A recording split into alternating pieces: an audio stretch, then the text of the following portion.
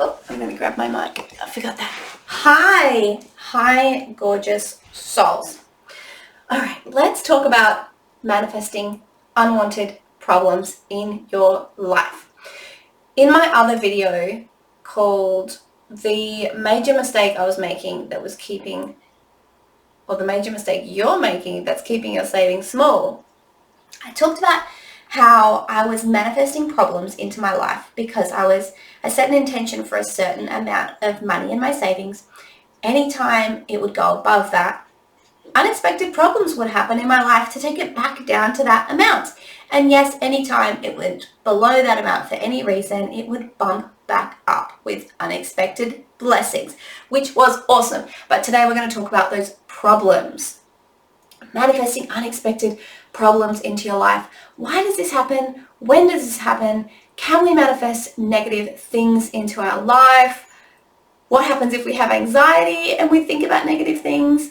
Oof, okay, well, I'll have another video for that one, because when you've got anxiety or anytime you're thinking negative thoughts, they don't just magically happen. It takes a whole cocktail of things, plus the universe always knows what it is in your heart that you truly desire, and it never brings anything to us that isn't either something we desire and are manifesting or something that's going to bring us a beautiful lesson eventually. So I'll address that in another video, but right now let's talk about, I guess, just everyday manifesting problems. So not if you've got anxiety, not if you've got chronic negative beliefs, but just those accidental problems we might manifest into our life. So maybe I'll start with a gross one. When I was a kid, I came back from the pool one time and I got a wart on my foot. Gross, right? Gross. And I walked around weirdly for a long time because I was like, ugh, I've got this thing on my foot. You know, you just put a band-aid on or whatever. Anyway, sorry guys, TMI. But it really affected me. I was like, this is a gross thing. Pools are bad. Do not like it. Because my parents said, when you go to a pool, sometimes you get a wart. Fast forward, and fast forward to when I have my own kids, and we go to the pool. We've been to the pool a few times, but this is like, I'm a little bit, okay, I don't like to use the word I am, but I have seen some OCD tendencies in myself. I grew up with a mom who was like, oh, don't touch this, don't touch that. And so I most see it in myself when I'm in public bathrooms or when I'm like at places like the pool, mostly in the public bathrooms at the pool. But I'm a bit like, oh, don't touch this, don't touch that, because of germs. So that's a whole other story. But my point is that I have had this underlying worry, I suppose, this underlying belief that when you go to the pool, sometimes you can get warts. And like it crossed my mind. I was like, okay, we're going to the pool. I hope my daughter doesn't get a wart. And I think I even said it to her, which is a huge no-no. If you're a manifesting parent who's aware of these things, or any parent, but you know, if you're into this stuff, if you're a conscious manifester, don't say to your kid, don't do this because this might happen, because what are you going to do? You're going to set an expectation within them that that thing will happen. And I had this worry and this fear, and I know I just said that when you're an anxious person, those things don't necessarily happen, but little things can. I feel like there's more resistance with the big things, and again, we'll address this in a different video, but when you're particularly anxious or in a negative energy, that actually slows down your energy, so things are less likely to manifest. But this was just like a flippant, I hope this doesn't happen, you know, a little bit of maybe visualization. I'm like, oh, that would suck if that happened. Anyway, long story short, manifested a wart on her foot. Doesn't need to happen. It's not something that it happens to every kid, and yet it happened right when I said that it could happen. So that's one thing that's happened in my life. Another big time in my life where I've manifested something, a problem, was I bought a car back when I was living in my shitty apartment, and I was living on, my energetic set point was like always having enough and a little bit of savings in the bank, but not living super abundantly. And it wasn't even then, it was before then. It was actually a little bit before then. But I bought a car, and then it wasn't what I thought, so I wanted to get a new car. Now that I'm thinking about it, I probably manifested problems with that first car too. It wasn't huge problems, but anyway. I saw a car that I thought I would like to buy. And the guy said to come and look at it straight away. But it was nighttime, and I thought, I probably shouldn't be looking at a car at nighttime, but it'll be fine. And then I bought it, and over the next couple of days, my partner and I were talking about how wouldn't it suck if we were scammed, and we talked about this a few times and thought, well, wouldn't it suck if it was a lemon and you didn't notice and it just broke down one day? And guess what? It broke down one day. So, moral of the story is, in life, it's really important to focus on the things that we do want, because it's all well and good to sit around manifesting, to do some rituals here and there, to set intentions for things that we want to bring into our life. But the real power of manifestation, and really why I call it being an energy empress, is because this is your life is your empire. Your world is your empire. And when you're the empress, when you're not in control, but you're the queen of your energy, you bring it into every aspect of your life. Your wealth, your health, and your experiences, amongst other things. Oh, hold on a sec. Next time I'm going to do this without kids around for sure. That's what I believe the real power of manifestation is. We see these manifestation coaches, and I love them. I love other manifestation teachers, but there seems to be a real trend at the moment for flashy things, and it's great to live in abundance and have all the things you desire and have all the experiences you desire, but it's not just about manifesting outcomes of particular things that you want. It's also about thinking about how you interact with your life in general, how you're interacting with different circumstances in your life, and where your focus is, where your energy is, and where your thoughts are, and your intentions and your expectations for everything in your life. Like, there was one time that I put kale chips in the oven, and I thought, I hope I don't burn these, because if I forget, I'll burn them. And I forgot, and I burnt them. But I've had times where I've set an intention, like when I'm opening an avocado and I've thought, this is a little bit squishy, I hope it's not black. Okay, hope it's not, that's negative.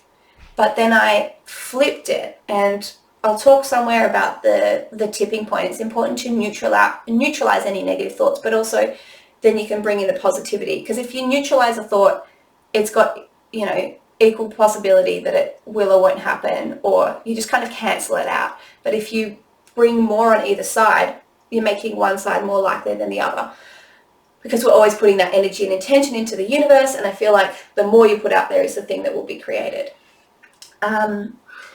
So I was opening this avocado, and after I said, I hope it's not black inside, or I hope it's fine, I thought, okay, I'm going to manifest it being the most perfect avocado ever. The most perfect. There's obviously no black in there, but it was a visual thing. I didn't say no black because, we don't want to focus on the negative. But I visualized it, and the feeling of me cutting it open and being like very pleased with how that avocado looked. So I got into that state, and as soon as I found myself in that state, I opened it up, and oh my God, it was the most perfect avocado. And I was like, this is great. And you can use manifestation for that all the time. But this is what I'm saying, is it's important to check in with what our expectations are for life. I'm sure you've probably done it before, where you say, I'm going to, like, maybe you've hidden something away, and you say to yourself, I hope I don't forget where I've hidden that. or you've hung the washing out and thought, I hope I, don't leave it up, it doesn't rain. Setting little expectations in the negative, this is where we can unknowingly manifest problems into our life, because those bigger things, like I was saying with anxiety, when you have these big things, they usually involve other people and they take a lot of coordination from the universe, and there's a lot of resistance around it, because often when we're anxious, sometimes you can expect something to happen, but you have resistance because you don't want it to happen. So there's that clashing. But it's with these little things, these little problems in life, that there's often not a lot of resistance, and they're really believable. And, it's just kind of all this other stuff. So this is where I believe the true power of manifestation is, because humans go about their lives, we're wired to look out for problems, look out for danger. We're wired to be prepared for when things go wrong. So we are kind of designed to think about what could go wrong. Just like if you have a big goal in your life, often your brain will pop up. Like people will say it's the ego coming up to tell you all the things that could go wrong.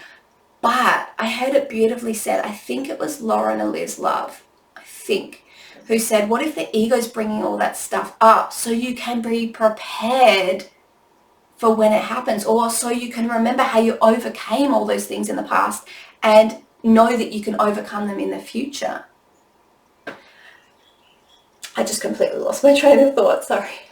Whoops.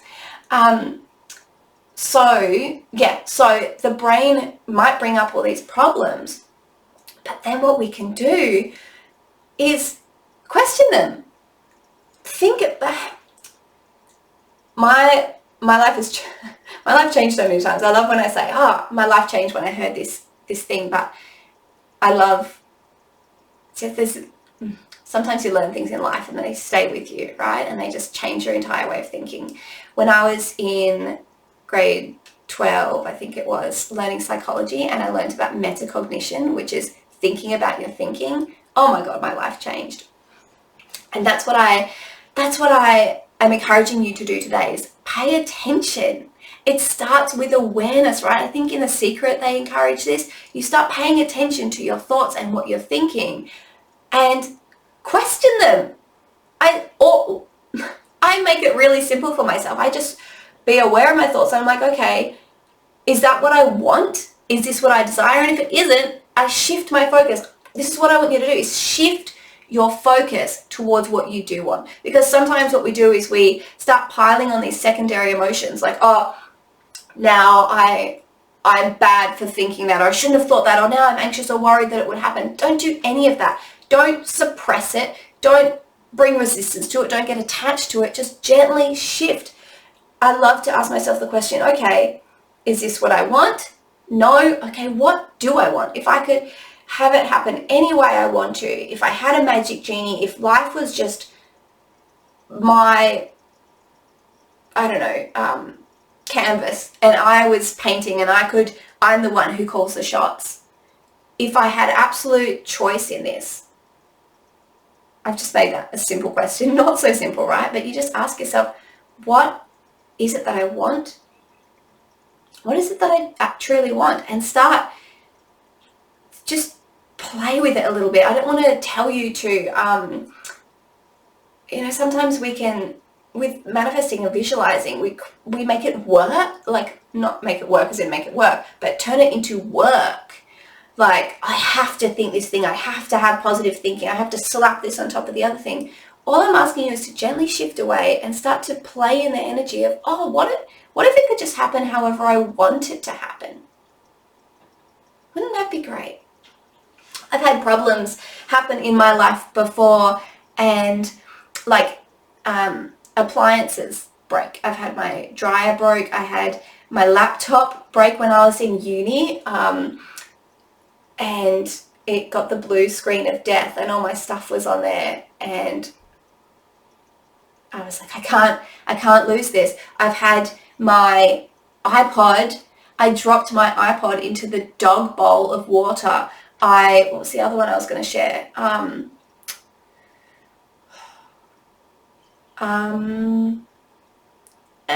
can't remember. but I've had these things happen. And I think, okay, like you could think, oh no, now my thing is broken forever. You could think that. Or you could be an energy empress and say, okay, I am the queen, I'm the empress of my reality, and I get to choose how this goes. We don't need to default to what current reality, what current collective agreement is, that if an iPod drops in a bowl of water, it'll break. If there's a blue screen of death on the laptop, I'm going to lose it. If my dryer or any appliance stops working, it's dead forever. The other one was I had a hard drive with my kids' photos on it break, and it was like, this isn't going to be possible to get it back.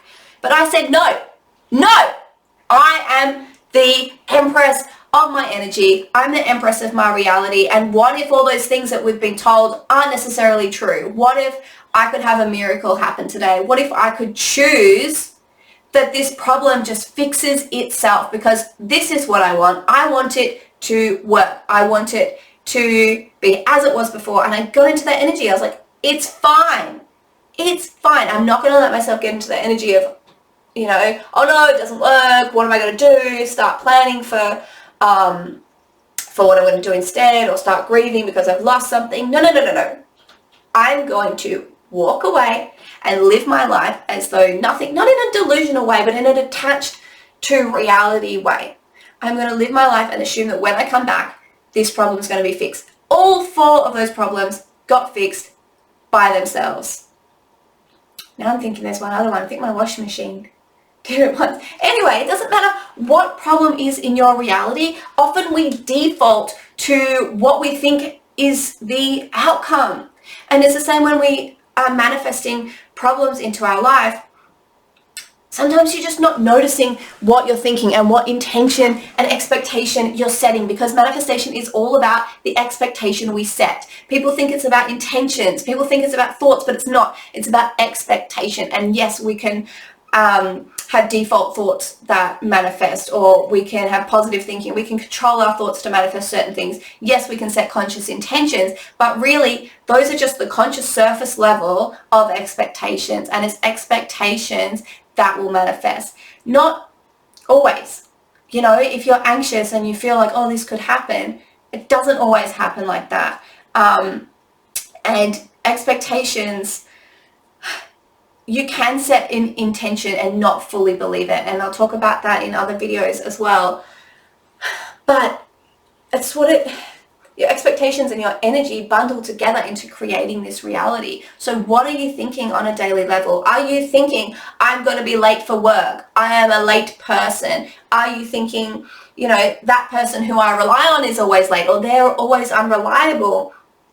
Are you thinking that person's always negative to me? Are you thinking the bus is always late? What problems are you bringing into your life because of default thinking? Because you simply haven't thought to bring manifestation and to conscious intention into these little things that you just take as a given part of your reality. This is where the power of manifestation is.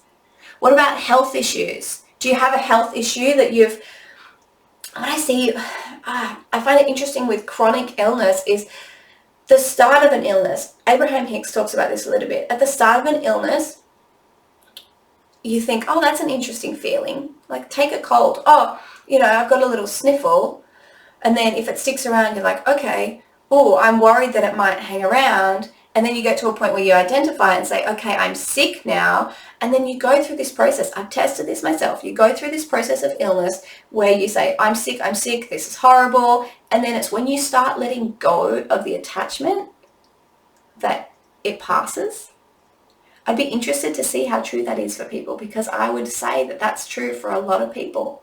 A lot of people heal when they believe it's the time to heal. Dr. Joe Dispenza does amazing work where people who haven't been able to walk are able to walk because they go through this process of letting go to their attachment to that current reality. I see it with people with chronic illness in the body as well, like, oh, I've got a sore back. Ooh, it's a bit sore. And then it's, oh, you know, my back is still sore, I'm worried. Then there's the worry that it's going to stick around, and then there's the identifying with it. Whereas what if when we first have that cold sniffle or that twinge in our body, we could just not make extra meaning from it and just observe it and say, okay, this is happening, and start to let it go. It's interesting to apply this to all areas of your life. What if you're struggling with anything with health, what do you want? What are you focusing on? Are you thinking more about the lack of health, or are you thinking more about the outcome that you do want, of what it would be like to be healthy, what it would be like to be healed, what your life's going to look like? Give it a think. This is absolutely the power of manifestation. You know, like, stuff is stuff, and it's great to have material abundance and financial abundance. Financial freedom is awesome. Financial freedom makes a huge difference in life, whether it's complete abundance or just that freedom, so you're not struggling. Time freedom makes a huge difference. But this ability to direct your life, direct yourself through life on a daily basis, make that bus come on time, improve your relationship with that person, stop expecting your kids to be naughty. If you have any issue in life, if you have a problem that comes up, manifest the solution. Start dreaming, visualizing. What would it look like if all of those things just went your way instead? Wouldn't life just feel great? Wouldn't it just feel,